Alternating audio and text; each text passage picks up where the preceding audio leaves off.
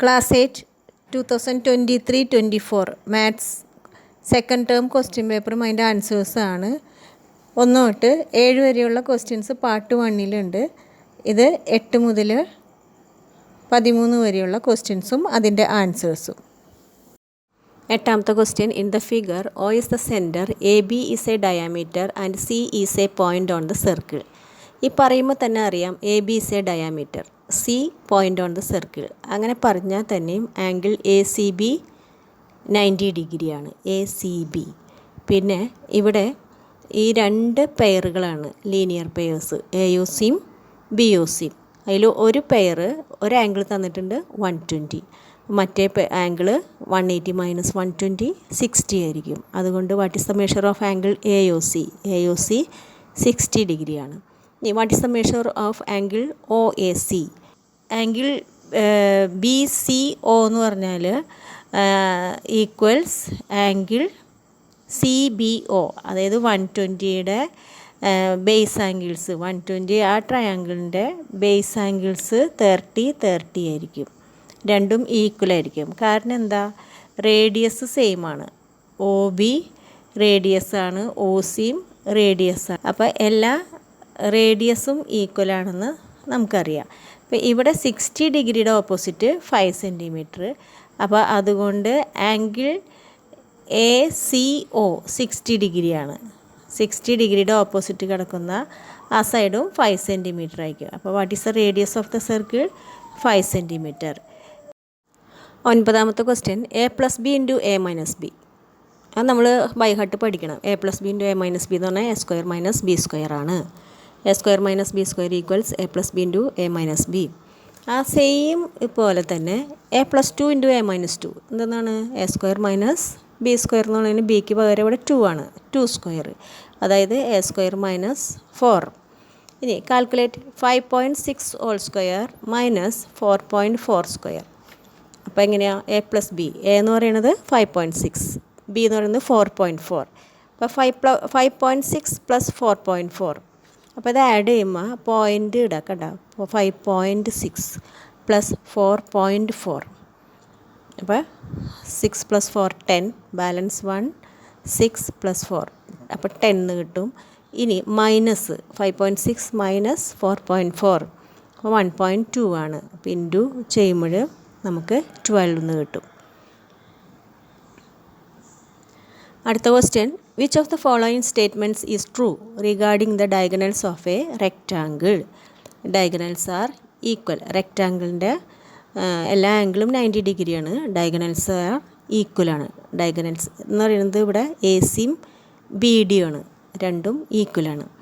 Draw a rectangle of side 5 centimetres and diagonal 6 centimetres. Rectangle of side 5 centimetre. അപ്പോൾ side AB വരയ്ക്കുക. ABന്ന് 5 centimetre വരച്ചു. അത് കഴിഞ്ഞിട്ട് നമ്മൾ പ്രൊട്രാക്ടർ വെച്ച് 90 ഡിഗ്രി മാർക്ക് ചെയ്യുക. 90 ഡിഗ്രി മാർക്ക് ചെയ്തിട്ട് ഈ AC രണ്ട് സൈഡിൽ നിന്നും Aയിൽ നിന്ന് 90 ഡിഗ്രി എടുക്കുക, Bയിൽ നിന്നും 90 ഡിഗ്രി മുകളിലേക്ക് വരയ്ക്കുക. എന്നിട്ട് Aയിൽ നിന്ന് ഡയഗണൽ 6 സെൻറ്റിമീറ്റർ കോമ്പസിലെടുത്തിട്ട് കട്ട് ചെയ്യുക. കണ്ട C, ആ ഒരു Bയിൽ നിന്ന് പോകുന്ന ആ ലൈനിനെ കട്ട് ചെയ്യുക. അപ്പോൾ Cന്ന് കിട്ടും നമുക്ക്. അപ്പോൾ AC BC അത് ജോയിൻ ചെയ്യുക. അപ്പോൾ ഡയഗണൽസ് ഈക്വൽ ആണല്ലോ. അപ്പോൾ Bയിൽ നിന്നും 6 സെൻറ്റിമീറ്റർ എടുത്തിട്ട് ഇവിടെയും കട്ട് ചെയ്യുക. അപ്പോൾ നമുക്ക് ABCD എന്നുള്ള റെക്റ്റാങ്കിൾ കിട്ടും.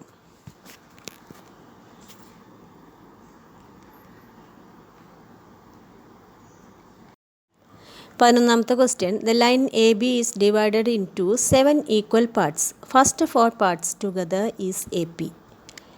ആദ്യത്തെ 4 പാർട്ട് പാർട്ടാക്കിയിട്ടുണ്ട്. അത് P എന്നുള്ള പോയിൻ്റ് മാർക്ക് ചെയ്തു. അപ്പോൾ 4x.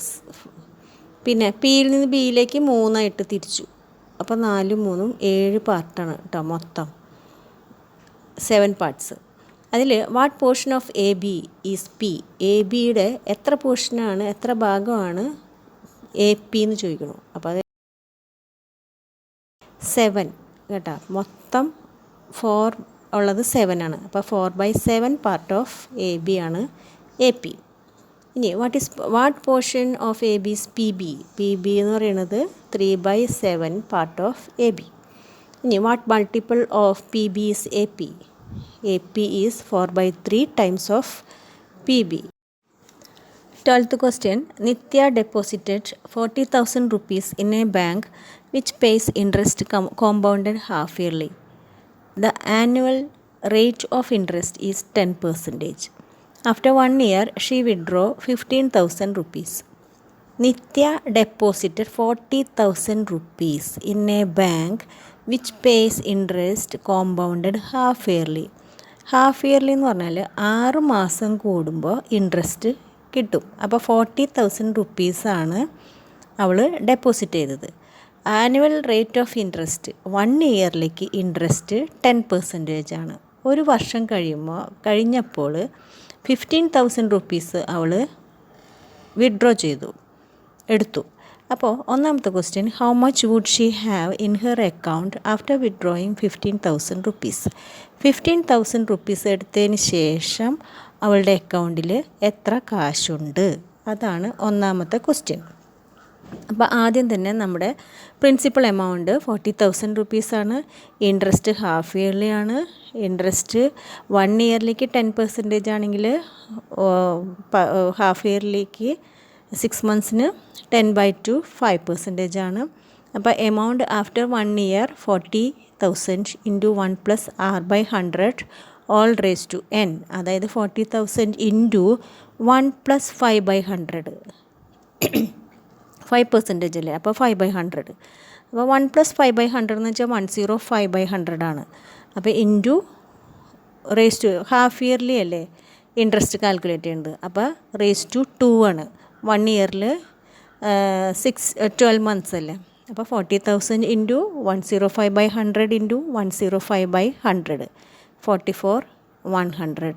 ഇനി amount in the account after withdrawal, അപ്പോൾ 44,100 മൈനസ് 15,000 അവൾ എടുത്തത്, അത് കഴിച്ച് ബാക്കി 29,100 അവൾക്ക് ബാലൻസ് ഉണ്ട് റുപ്പീസ്.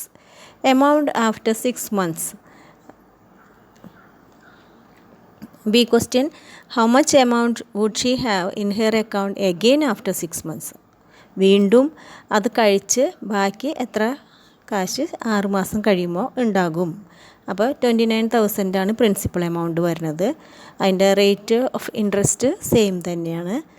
6 മന്ത്സ് അല്ലേ, അപ്പോൾ എന്ന് പറയുന്നത് 1 തന്നെയാണ്. അപ്പോൾ 30,555 റുപ്പീസ്.